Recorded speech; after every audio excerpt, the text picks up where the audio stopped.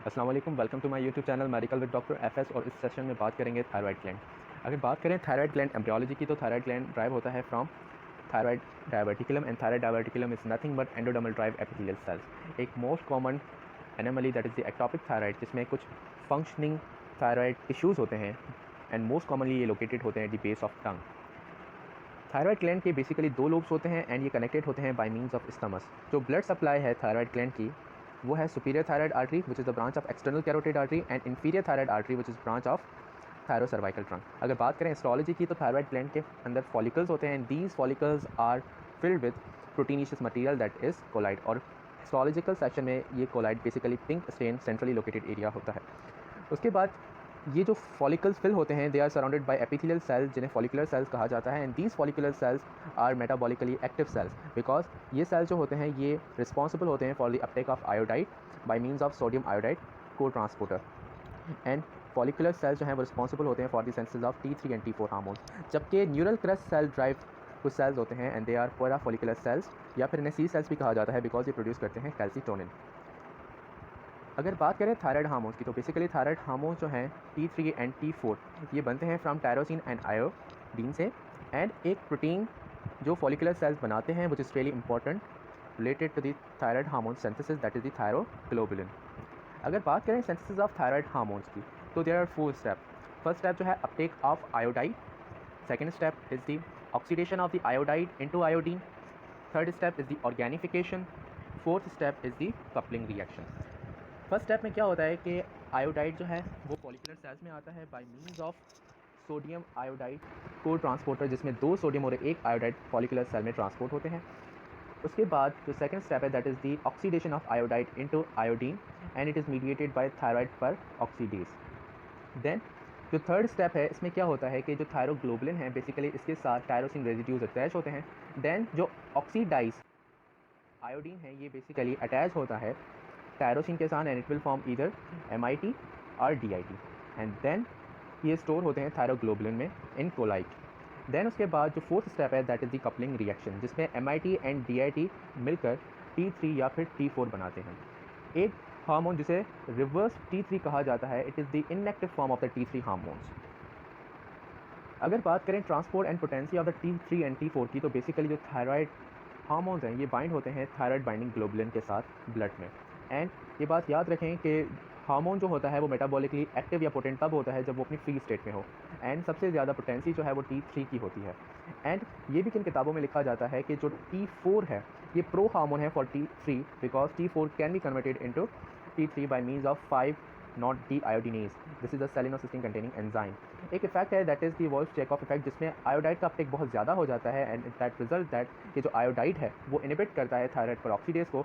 And हमें पता है कि जो 3 रिएक्शन है, oxidation of iodide into iodine, organification and coupling reaction, ये तीनों जो स्टेप्स हैं ये मीडिएटेड होते हैं बाय मीन्स ऑफ थायराइड पर ऑक्सीडेज, एंड इसकी वजह से जो है थायराइड हार्मोन की सिंथेसिस नहीं हो पाती, एंड इस इफेक्ट को कहते हैं वॉल्फ-चेकऑफ इफेक्ट। अगर बात करें फंक्शंस की, तो बेसिकली जो मेटाबॉलिक फंक्शंस हैं उनके ऊपर अगर बात करें, first of all protein metabolism के ऊपर, तो थायराइड हार्मोन्स हैं बेसिकली ये प्रोटीन एनाबॉलिज्म को प्रोमोट करते हैं, स्पेशली हाइपरथायराइड पेशेंट में। और इसके रिलेटेड एक क्लिनिकल सिनेरियो आता है related to the production of surfactant, because जो स्टीरॉइड्स हैं एंड थायराइड हार्मोन्स हैं ये बेसिकली सर्फाक्टेंट की प्रोडक्शन को बढ़ाते हैं। वो इसलिए बढ़ाते हैं बिकॉज ये एक फैक्टर को स्टिमुलेट करते हैं that is the fibroblast hemocyte factor, and जो मोस्ट इंपॉर्टेंट स्टिमुलेटर है वो हैं कॉर्टिसोल, मतलब ग्लिकोकॉर्टिकॉइड्स। एंड जो इफेक्ट है थायराइड हार्मोन्स का कार्बोहाइड्रेट मेटाबॉलिज्म के ऊपर, तो ये ग्लूकोनियोजेनेसिस को बढ़ाते हैं एंड ग्लाइकोजिनोलाइसिस को बढ़ाते हैं। तो इसकी वजह से जो ब्लड शुगर लेवल है वो बढ़ जाता है, तो जो हाइपरथायराइडिज्म का पेशेंट होगा वो सफ़र कर रहा होगा हाइपरग्लाइसीमिया से। एंड जो थायराइड हार्मोन है ये बहुत ही इंपॉर्टेंट है related to the fat metabolism, because जो थायराइड हार्मोन है ये बेसिकली लिपोलाइसिस को इनिशिएट करवाते हैं, एंड जो कंसंट्रेशन है कोलेस्ट्रॉल एंड ट्राइग्लिसराइड्स की वो कम करते हैं। तो इसका मकसद ये है कि ये प्रिवेंट करते हैं एथेरोस्क्लेरोसिस को भी। And bye means of increasing the LDL lipoprotein receptors in the liver, ये बहुत ही इंपॉर्टेंट सिनेरियो है कि कोलेस्ट्रॉल की एक्सक्रीशन कैसे बढ़ा रहे हैं। ये बात बहुत इंपॉर्टेंट है क्योंकि अगर एक पेशेंट हाइपोथायराइडिज्म का है तो उसके अंदर जो लो डेंसिटी लाइपोप्रोटीन के रिसेप्टर्स जो हैं वो भी कम होंगे, जिसकी वजह से जो है वो पेशेंट सफ़र कर रहे होंगे हाइपरक्लोस्ट्रीमिया की वजह से, और इन द रिजल्ट में एथेरोस्क्लेरोसिस भी हो सकता है। उसके बाद अगर बात करें कैलोरीजेनिक एक्शंस के ऊपर, तो बेसिकली थायराइड हार्मोन्स जो हैं ये मेटाबॉलिज्म को इनिशिएट करते हैं, बिकॉज ये ऑक्सीजन की कंजप्शन को क्या कर देते हैं, बढ़ा देते हैं मेटाबॉलिक एक्टिव टिश्यू में, और इसकी वजह से बेसल मेटाबॉलिक रेट बढ़ जाता है। इसके अलावा जो माइटोकॉन्ड्रिया का नंबर और माइटोकॉन्ड्रिया का साइज भी बढ़ जाता है। सोडियम पोटेशियम एटीपीएस की एक्टिविटी बढ़ने का मकसद ये है कि एटीपी की कंजप्शन ज़्यादा होना, और इसकी वजह से respiratory rate and body temperature भी राइज हो जाते हैं।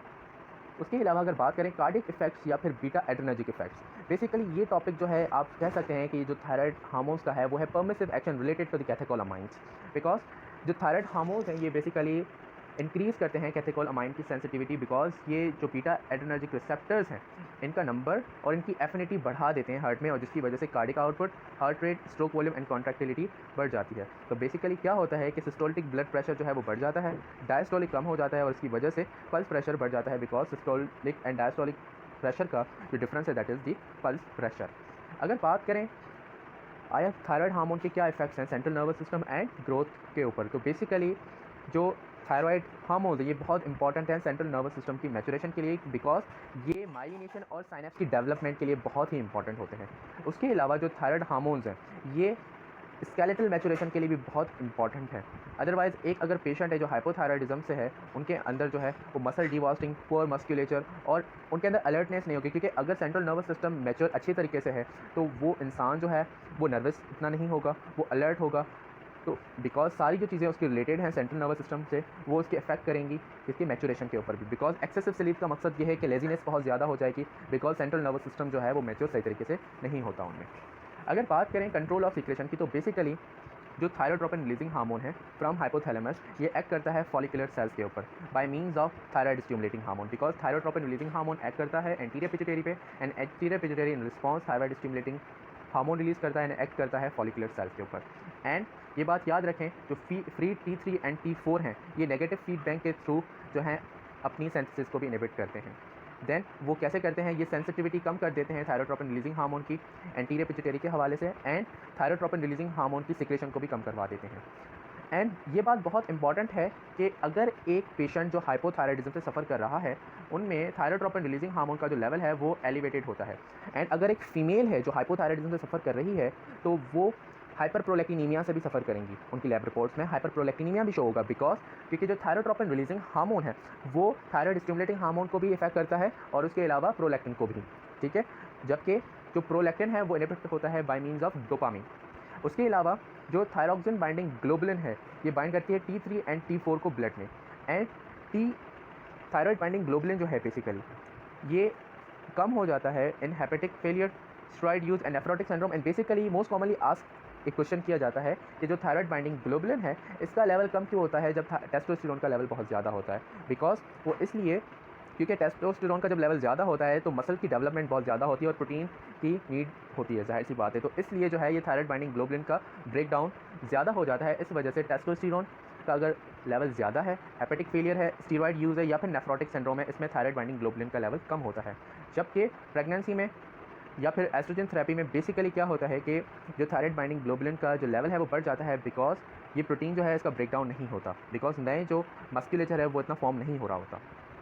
अगर समरी देखें थायराइड हार्मोन की, तो बेसिकली जो थायराइड हार्मोन है इसमें दो एस्पेक्ट्स हैं, अमाइनो एसिड ड्राइव हार्मोन्स का भी एस्पेक्ट है और स्टीरॉइड एस्पेक्ट है। अमाइनो एस्पेक्ट क्या है एंड स्टीरॉइड क्या है ये हम बात कर चुके हैं। अमाइनो एस्पेक्ट ये है कि जो थायराइड हार्मोन है ये टायरोसिन ड्राइव भी हैं। देन जो T4 है ये कन्वर्ट हो सकता है T3 में बाय मींस ऑफ 5-नॉट-D आयोडीनेज। देन आपका जो एंजाइम है विच is really important for thyroid hormone synthesis that is the thyroid peroxidase. And ये बात याद रखें कि जो थायराइड पेरोक्सीडेज है ये कैटलाइज करता है oxidation of iodide into iodine, organification of iodide and coupling of monoiodotyrosine and diiodotyrosine. Then जो आपका थायराइड पेरोक्सीडेज है ये इनहिबिट होता है एक drug that is the propyl thiouracil and thiazide diuretics, specially जो मेटाजोल जो है। एंड जो आपके थायराइड हार्मोन्स हैं ये मेटाबॉलिक रेट को बढ़ा देते हैं by means of sodium potassium ATPase की एक्टिविटी जब इंक्रीज़ हो जाएगी तो एटीपी कंजप्शन भी इंक्रीज़ हो जाएगी। देन जो आपके थायराइड हार्मोन्स हैं वो कैथेकोलामाइन की सेंसिटिविटी बढ़ा देते हैं, या हम कह सकते हैं कि ये एक परमिसिव एक्शन है थायराइड हार्मोन का रिलेटेड टू द कैथेकोलामाइंस, बिकॉज ये बीटा 1 एड्रेनर्जिक रिसेप्टर का नंबर एंड उनकी एफिनिटी बढ़ा देते हैं हार्ट में, जिसकी वजह से cardiac output, stroke volume and contractility and heart rate बढ़ जाता है। एंड जो इफेक्ट है ग्रोथ के ऊपर थायराइड हार्मोन का ये भी परमिसिव एक्शन है हैं ग्रोथ हार्मोन के रिलेटेड, जो थायराइड हार्मोन का है, बिकॉज जो proper growth, development and maturation of the central nervous system के लिए थायराइड हार्मोन बहुत इंपॉर्टेंट है। उसके अलावा जो कार्बोहाइड्रेट मेटाबॉलिज्म के ऊपर इफेक्ट है थायराइड हार्मोन का, वो ये है कि थायराइड हार्मोन जो हैं ये ग्लाइकोजिनोलाइसिस को बढ़ा देते हैं एंड ग्लूकोनियोजेनेसिस को भी। तो ये आप कह सकते हैं कि जो इफेक्ट है कार्बोहाइड्रेट मेटाबॉलिज्म के ऊपर थायराइड हार्मोन का, वो है डायबिटोजेनिक इफेक्ट। उसके अलावा जो इफेक्ट है थायराइड हार्मोन का फैट मेटाबॉलिज्म के ऊपर, वो है लिपोलाइसिस। उसके अलावा बिकॉज ये एटीपी कंजप्शन बढ़ रही है, तो बेसल मेटाबॉलिक रेट भी बढ़ा हुआ होता है इन हाइपर थायराइड पेशेंट्स में। देन जो T3 है एंड ग्लूकोकॉर्टिकॉइड्स हैं, ये बहुत ही इंपॉर्टेंट हैं इसलिए सर्फाक्टेंट की प्रोडक्शन के लिए, बिकॉज ये स्टिमुलेट करते हैं एक फैक्टर को, that is the fibroblast pneumocyte factor, और ये ग्रोथ फैक्टर बहुत इंपॉर्टेंट है। एंड बाद औक़ात प्रायोरिटी के लिहाज से अगर MCQ आ जाए तो फर्स्ट प्रायोरिटी जो है वो है ग्लूकोकॉर्टिकॉइड्स की। देन जो थायराइड हार्मोन्स हैं ये रिस्पॉन्सिबल होते हैं for the conversion of carotene into vitamin A. तो इसलिए अगर एक हाइपोथायराइड का पेशेंट हो तो उनमें कैरोटीनीमिया भी शो हो सकता है। ये क्वेश्चन है कि क्या इफेक्ट होगा थायराइड हार्मोन की एक्टिविटी का ऑक्सीजन हीमोग्लोबिन डिसोसिएशन कर्व पे, क्या जो कर्व है वो राइट साइड शिफ्ट होगा या लेफ्ट साइड शिफ्ट होगा। So this was all about thyroid hormone.